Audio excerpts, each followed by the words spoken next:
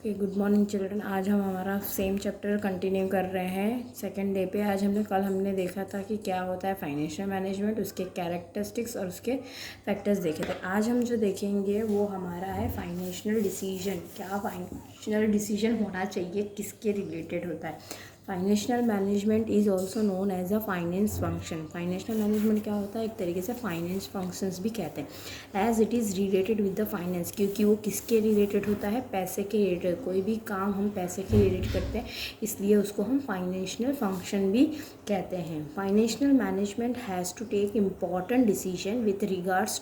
यहाँ पे फाइनेंशियल जो भी पैसा संभालता है ना, वो मैनेजमेंट को बहुत ध्यान रखना पड़ता है, क्योंकि उसको प्रॉपर डिसीजन लेना है किस तरह से क्या काम होंगे। और ये जो डिसीजंस है रिगार्डिंग वो 3 प्रॉब्लम्स होते हैं, मेन 3 प्रॉब्लम्स है। जैसे डिसीजंस रिलेटेड इन्वेस्टमेंट कितना करना है, फाइनेंस कितना करना है, कितना डिविडेंड होगा। ये 3 टॉपिक है जो मेन रिलेटेड होते हैं फाइनेंशियल मैनेजमेंट के ऊपर।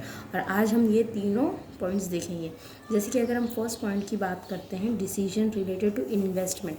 हम कभी भी अगर पैसा होता है तो हम इन्वेस्ट करते हैं ना, आपकी फैमिली में जैसे गोल्ड में इन्वेस्ट किया, कोई प्रॉपर्टी खरीदा, क्यों? क्योंकि आगे जाके इसका प्राइस बढ़ता है वो चीज़ से।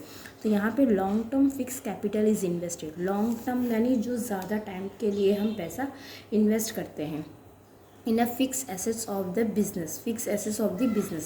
Financial manager has to take a decision regarding the selection of those assets. और यहाँ पे जो फाइनेंशियल मैनेजर होता है ना, उसके डिसीजन होता है कि वो किस तरह से कौन से एसेट्स के ऊपर पैसे का सिलेक्शन करे, या मतलब किस पैसा उस पर लगाए।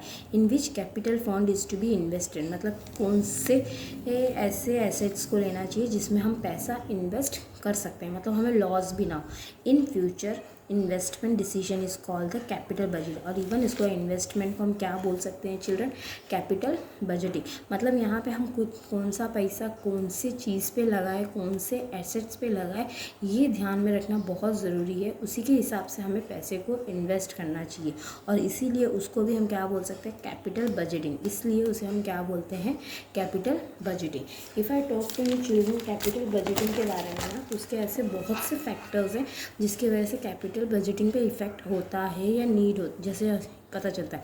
जैसे कि फर्स्ट है नीड्स ऑफ टोटल कैपिटल, मतलब टोटल हमें कितने, अगर कोई एसेट अगर है, हमने बिल्डिंग देखी है, कोई ज़मीन देखी, कोई मशीन देखी है, तो वो मशीन के लिए कितने की ज़रूरत है, वो बहुत ज़रूरी होता है। फिर उसके बाद आता है एस्टिमेट रिटर्न एंड प्रॉफिटेबल, कितना हमें उसे रिटर्न करना है, कितना हमें फ्यूचर में प्रॉफिट होगा उस इन्वेस्टमेंट से, ये भी बहुत ज़रूरी होता है। Estimate the cash flow receivable in from the investment, कितना हमें रिसीव होगा उससे, वो बहुत ज़रूरी है। एलिमेंट ऑफ रिस्क इन्वॉल्व, कभी कभी रिस्क भी होता है कि हम अगर पैसा इन्वेस्ट कर रहे हैं, कभी हमें नहीं मिलता है प्रॉफिट, जितना है उतना ही होता है। Requirement of working capital after investment, कितना इन्वेस्टमेंट की ज़रूरत रहेगी आफ्टर द वर्किंग कैपिटल, मतलब यूज़ के बाद। सिग्निफिकेंट ऑफ इन्वेस्टमेंट, कितना सिग्निफिकेंट रहेगा, या उसमें क्या क्या इन्वेस्टमेंट है। Capital rationing, capital ratio decide करना पड़ेगा अगर हम कोई भी अगर एसेट्स लेते हैं तो। सर्टेनिटी और uncertainty of earning in the future, may be हमें फ्यूचर में प्रॉफिट है, मे बी हमें फ्यूचर में अर्निंग ज़्यादा नहीं भी होगा, तो उस चीज़ का भी हमें ध्यान होना चाहिए। मतलब कितना सर्टेनिटी, मतलब कितना होगा या कितने की हमें आगे प्रॉफिट है, लॉस है, वो चीज़ का। फिर उसके बाद आता है children decision related to the financing. Decision किसके रिलेटेड आता है, फाइनेंसिंग के लिए। Investment decisions are connected with asset, यहाँ पे इन्वेस्टमेंट डिसीजन जैसे भी हमने बात की थी, वो किसके साथ कनेक्ट है, एसेट्स के साथ, उसकी कंपनी की asset. While financing decisions are connected with the capital structure, ये किसके साथ कनेक्ट है चिल्ड्रन, कैपिटल स्ट्रक्चर के साथ। Capital structure of company consist, जबकि कैपिटल अगर कंपनी का कैपिटल है तो वो किसके साथ जुड़ा हुआ है, equity share and preference, equity share and debenture, preference share, debenture and equity share, मतलब ये तीनों एक दूसरे के साथ कनेक्टेड है। तो हमें जो भी डिसीजन लेना है वो फाइनेंसिंग इसी के बेस पर लेना है। जैसे कि अगर हम बात करते हैं children, if I talk to you अगर इसके बारे में, तो 2 मेन फैक्टर्स है, एक इंटरनल फैक्टर है और एक एक्सटर्नल फैक्टर है। अगर हम इंटरनल फैक्टर की बात करते हैं तो किस तरह से, मतलब टाइप या फिर नेचर ऑफ बिज़नेस, कैसा बिज़नेस होगा, किस टाइप का होगा वो।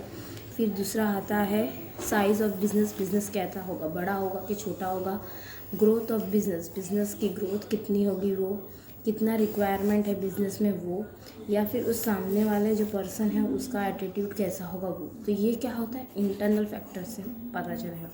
रही बात एक्सटर्नल की, तो कंडीशन ऑफ कैपिटल, मार्केट में आखिर उस कैपिटल कितना पैसे की ज़रूरत है, मार्केट में उसका क्या प्राइस है। Flotation cost of security issue, मतलब कितना अब सिक्योरिटी में खर्चा होगा वो। एटीट्यूड ऑफ इन्वेस्टर, सामने वाला कितना इन्वेस्ट करना चाहता है वो। रेट ऑफ इंटरेस्ट कितना होगा वो। लीगल रिस्ट्रिक्शन, मतलब क्या क्या कहाँ पे लीगली क्या क्या ज़रूरत है या क्या क्या रिस्ट्रिक्शन होगा वो। इंस्टीट्यूशनल इन्वेस्टर, साथ ही साथ उस जगह का जो इंस्टीट्यूशन है वो कितना इन्वेस्ट करेगा वो।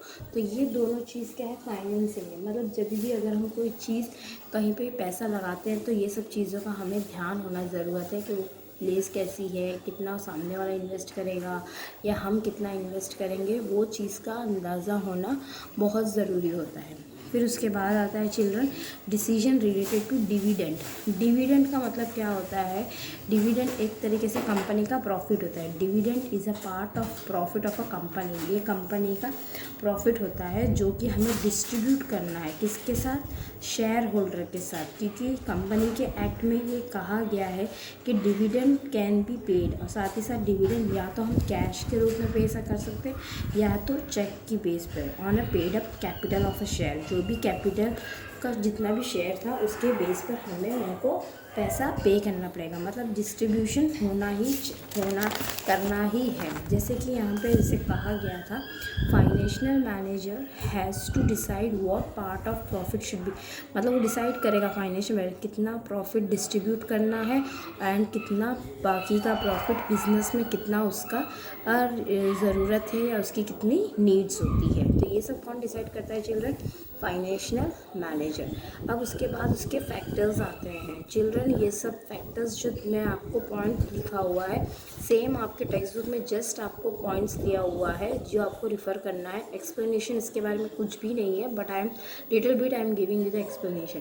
Profit of a company during the current finance, कितना प्रॉफिट होता है कंपनी का प्रेजेंट ईयर में, अभी जो चल रहा है वो पता चलता है।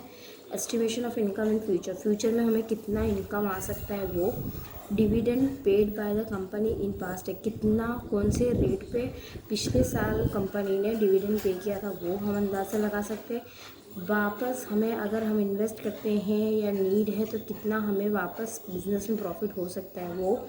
फाइनेंशियल कंडीशन पता चल जाती है हमें कंपनी की, आखिर उसको कितने फंड्स की ज़रूरत है, मतलब कंपनी बिज़नेस को वापस स्टार्ट करने के लिए कितने पैसे की ज़रूरत है, हमें उस प्रॉफिट से पता चलता है जब हम डिस्ट्रीब्यूट करते हैं शेयर होल्डर को और बाकी के पैसे को।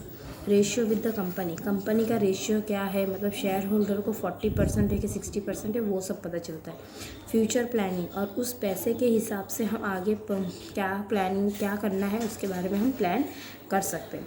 Attitude of director of the company, इससे पता चलता है कि सामने वाले के माइंड में आखिर क्या चल रहा है। टैक्सेशन पॉलिसी, अब अगर ज़्यादा है तो इवन टैक्सेशन पढ़ना पड़ेगा, टैक्स की बात भी आती है।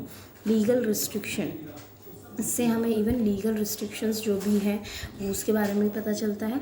एक्सपेक्टेशन ऑफ शेयर होल्डर, सामने वाला शेयर होल्डर क्या एक्सपेक्ट करता है हमसे, उसके बारे में भी पता चल जाता है। कंडीशन ऑफ कैपिटल मार्केट में पैसा कौन से प्राइस से चल रहा है या क्या रेट चल रहा है वो भी हमें मिल सकता है।